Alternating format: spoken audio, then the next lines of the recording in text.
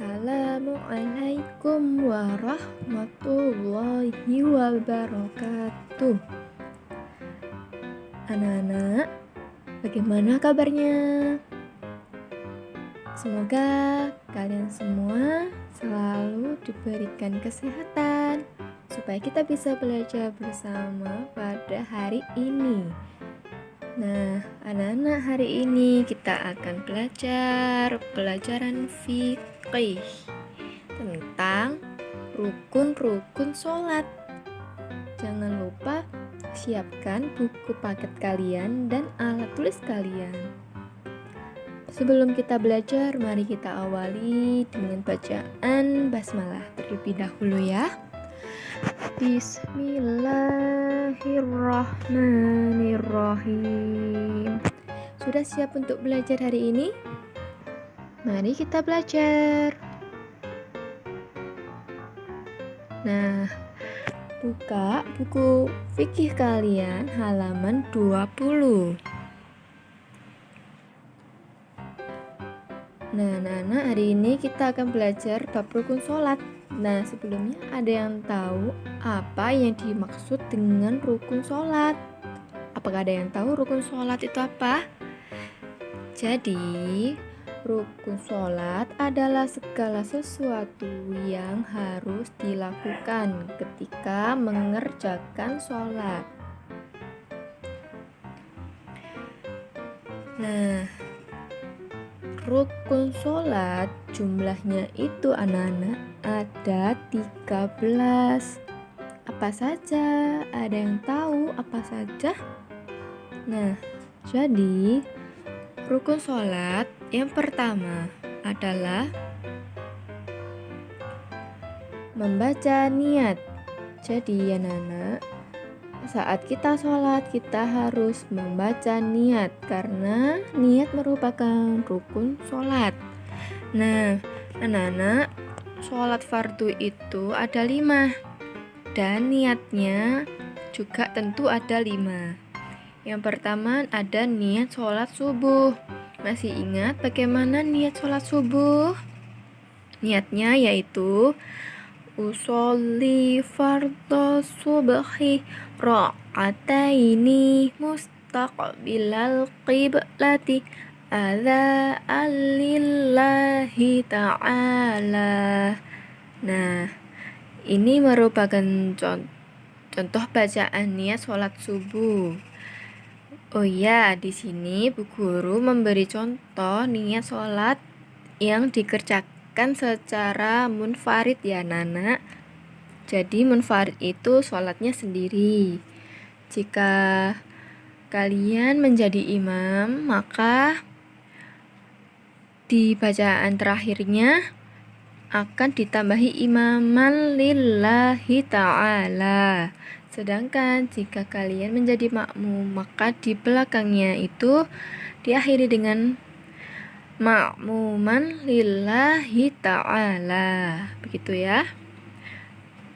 Yang kedua ada niat sholat duhur. Masih ingat bagaimana bacaannya? Bacaannya niat sholat duhur yaitu usolli fardhu dhuhri arba'a raka'atin mustaqbilal qiblati lillahi ta'ala. Selanjutnya, maaf kepencet, ada niat sholat asar. Bacaannya seperti ini ya niatnya. Usolli fardhu asri arba'a raka'atin mustaqbilal qiblati lillahi ta'ala. Selanjutnya ada niat sholat maghrib. Usolli fardhal maghribi salasa raka'atin mustaqbilal qiblati lillahi ta'ala. Selanjutnya ada niat sholat isya. Usolli fardhu isya'i arba'a raka'atim mustaqbilal qiblati ada'an lillahi ta'ala.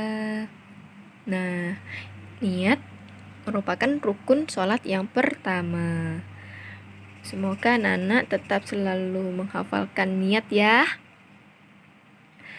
Selanjutnya ada rukun sholat yang kedua, yaitu berdiri tegak bagi yang mampu, dan boleh dengan duduk atau berbaring bagi yang tidak mampu. Jadi saat sholat kita diwajibkan melakukannya dengan berdiri tegak ya anak-anak, bagi yang mampu saat tubuh kita sehat. Nah, kita harus berdiri sholatnya. Namun bagi yang tidak mampu seperti berkendala, sakit, ataupun ada kekurangan di dalam tubuhnya, maka boleh dilakukan dengan duduk maupun berbaring.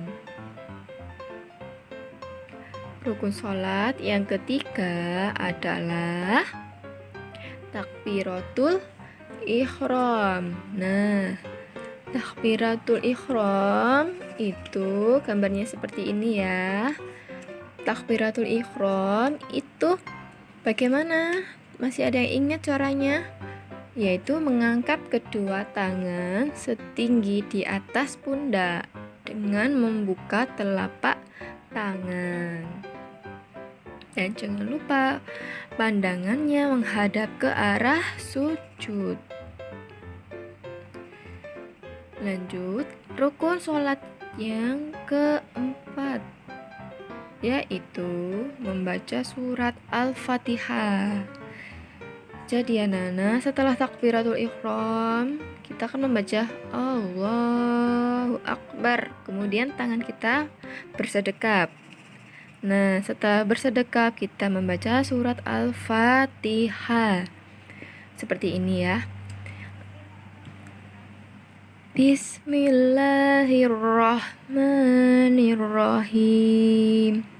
Alhamdulillahi Rabbil alamin, Ar-Rahmanir-Rahim, Maliki yaumiddin, Iyyaka na'budu wa iyyaka nasta'in, Ihdinas siratal mustaqim, Siratal ladzina an'amta 'alaihim ghairil maghdubi 'alaihim waladdallin.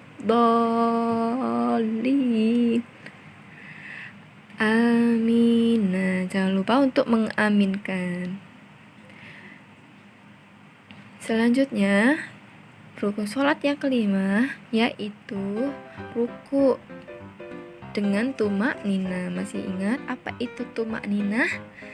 Tumak-nina yaitu diam sejenak sebelum gerakan berikutnya. Jadi lakukanlah semua gerakan sholat itu dengan tumak-nina ya anak-anak, dengan diam sejenak. Jangan langsung cepat-cepat. Ya, ruku. Seperti ini ruku ya anak-anak. Caranya yaitu mengangkat kedua tangan di atas pundak, lalu badan membungkuk, kedua tangan memegang lutut. Lutut harus tegak serta punggungnya harus merata. Yang keenam yaitu rukun sholatnya adalah i'tidal. I'tidal. Nah, i'tidal berarti mengangkat kedua tangan setinggi pundak, lalu melepaskannya ke bawah sehingga tangan lurus di badan tanpa digerak-gerakkan. Yang ketujuh yaitu sujud dengan tumak-nina. Sujud yaitu caranya merebahkan badan ke tempat sujud tanpa mengangkat tangan ke atas, dengan mendahulukan kedua lutut dulu ya.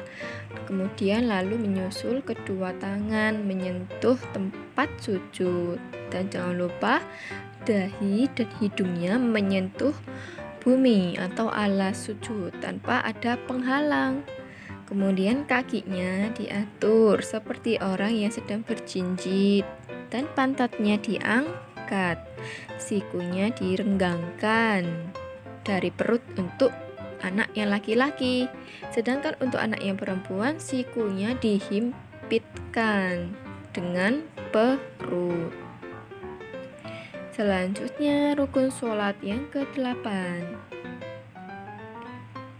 yaitu duduk di antara dua sujud. Nah, duduk di antara dua sujud caranya duduk dengan kaki kiri didudukin, telapak kaki kanan berdiri seperti orang jinjit. Jadi semua jari-jarinya ditekuk. Kedua telapak tangannya terbuka di atas paha dan ujung jarinya lurus dengan lutut. Dan jangan lupa pandangannya harus ke tempat sujud. Nah, selanjutnya rukun sholat yang ke-9 adalah duduk tasyahud akhir dengan tumak-ninah. Nah, jadi duduknya caranya itu kaki yang sebelah kanan berdiri ditegakkan seperti orang jinjit. Semua jari-jarinya ditekuk ya. Kemudian kaki yang kiri dimasukkan di bawah betis kaki kanan. Dan kedua telapak tangannya itu yang sebelah kanan terbuka di atas paha dan ujung jarinya lurus dengan lutut. Dan jari telunjuknya dikedepankan saat membaca asyhadu an la ilaha illallah.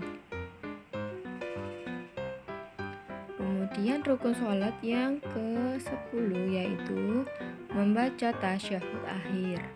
Nah, ketika posisi kita sedang tasyahud akhir, maka kita diwajibkan membaca tasyahud akhir seperti ini ya. At-tahiyatul mubarakatus sholawatut thayyibatu lillah. Assalamu alayka ayyuhan nabiyyu wa rahmatullahi wa barakatuh. Assalamu alayna wa ala ibadillahi sholihin. Asyhadu an la ilaha illallah wa asyhadu anna muhammadar rasulullah. Allahumma sholli ala sayyidina Muhammad wa ala ali sayyidina Muhammad.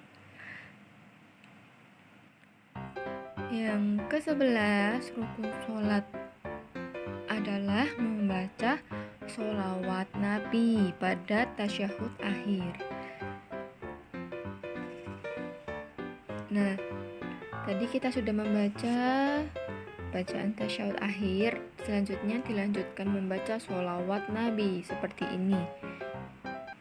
Allahumma sholli ala sayyidina Muhammad wa ala ali sayyidina Muhammad kama shallaita ala sayyidina Ibrahim wa ala ali sayyidina Ibrahim wa barik ala sayyidina Muhammad wa ala ali sayyidina Muhammad kama barakta ala sayyidina Ibrahim wa ala ali sayyidina Ibrahim fil alamin innaka hamidum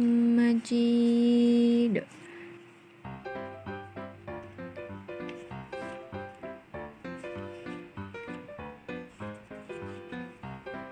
Selanjutnya yaitu rukun sholat yang ke-12, yaitu membaca salam.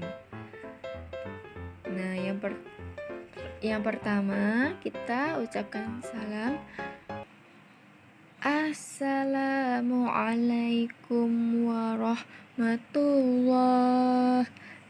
Dan yang kedua, toleh ke kiri ya. Assalamualaikum warahmatullah. Kemudian rukun sholat yang ke-13 yaitu tertib. Jadi tertib itu artinya berurutan ya anak-anak. Tidak boleh diloncat-loncat, jadi harus urut, mulai dari niat, kemudian berdiri tegak, takbiratul ihram, membaca surat Al-Fatihah, ruku, i'tidal, kemudian sujud. Setelah sujud duduk di antara dua sujud, kemudian duduk tasyahud akhir, membaca tasyahud akhir, membaca sholawat Nabi saat tasyahud akhir, membaca salam. Nah, tadi kita sudah belajar mengenai rukun-rukun sholat. Sekarang Bu Guru akan melanjutkan tentang bab yang baru, yaitu mengenai hal-hal yang membatalkan sholat. Nah, anak-anak, apa saja sih hal-hal yang dapat membatalkan sholat kita? Ada yang tahu? Nah, yang pertama, tidak memenuhi syarat dan rukun sholat. Jadi anak-anak, kalau sholat kita tuh ada syaratnya ya. Masih ingat yang pernah dulu kita bahas? Syaratnya ada syarat wajib dan ada syarat sah. Syarat wajib yaitu wajib bagi orang-orang yang beragama Islam, baligh, berakal sehat, dan sudah sampai dakwah Islam kepadanya. Kemudian syarat yang kedua yaitu syarat sah. Syarat sah itu berarti sholatnya akan dikatakan sah jika dia suci dari hadas kecil dan besar, kemudian badannya, pakaiannya, tempat sholatnya harus suci, kemudian harus menutup aurat dan sudah memasuki waktu sholat, menghadap kiblat dan mengetahui tata cara sholat. Dan yang tadi kita pelajari juga harus dilakukan, yaitu rukun sholat. Jadi jika tidak memenuhi syarat dan rukun sholat, maka sholatnya dianggap batal. Nah, yang kedua, apa hal-hal yang membatalkan sholat? Yaitu berhadas kecil atau besar. Masih ingat hadas kecil anak-anak? Ya, hadas kecil itu contohnya buang air kecil, kemudian buang air besar, kentut. Nah, sedangkan kalau hadas besar itu haid. Nah, jadi kalau ada orang yang sholat kemudian dia belum suci dari hadas kecil atau hadas besar, maka sholatnya batal. Jadi usahakan selalu suci saat sholat ya. Kemudian yang ketiga, terkena najis yang bukan makfu. Jadi anak-anak, najis itu ada yang dimaafkan dan ada yang tidak dimaafkan. Najis yang masih bisa dimaafkan itu namanya najis ma'fu. Kalau ada orang yang sholat kemudian terkena najis yang tidak dimaafkan, maka dia sholatnya batal. Najis yang ma'fu atau najis yang dikatakan boleh dimaafkan itu contohnya seperti terkena debu, kemudian terkena percikan air kotor itu tapi tidak sengaja ya. Jadi jika terkena najis yang bukan ma'fu, contohnya najis yang memang benar-benar disengaja, itu batal sholatnya. Yang keempat, berkata-kata atau tertawa dengan sengaja. Jadi jika saat sholat ada yang tertawa dengan sengaja, kemudian berkata-kata, berbicara, maka sholatnya batal karena dilakukan dengan sengaja. Nah, yang kelima, hal-hal yang dapat membatalkan sholat yaitu terbuka auratnya. Masih ingat anak-anak, batas auratnya anak laki-laki itu dari pusar hingga lutut. Kemudian jika anak perempuan itu batas auratnya itu seluruh tubuhnya kecuali telapak tangan.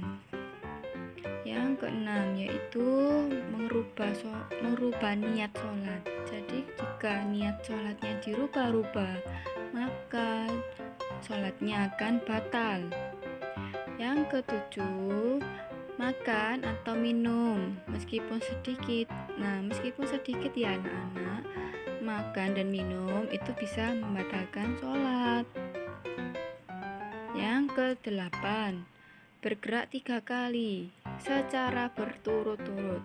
Jadi jika kalian sedang sholat kemudian tidak sengaja atau sengaja kalian menggerak-gerakkan 3 kali, baik itu tangan ataupun menggaruk-garuk hingga gerakannya 3 kali, dan itu kalian lakukan berturut-turut, maka sholatnya dikatakan batal. Jadi jika kalian saat sholat menggerakkan 1 kali saja itu masih boleh.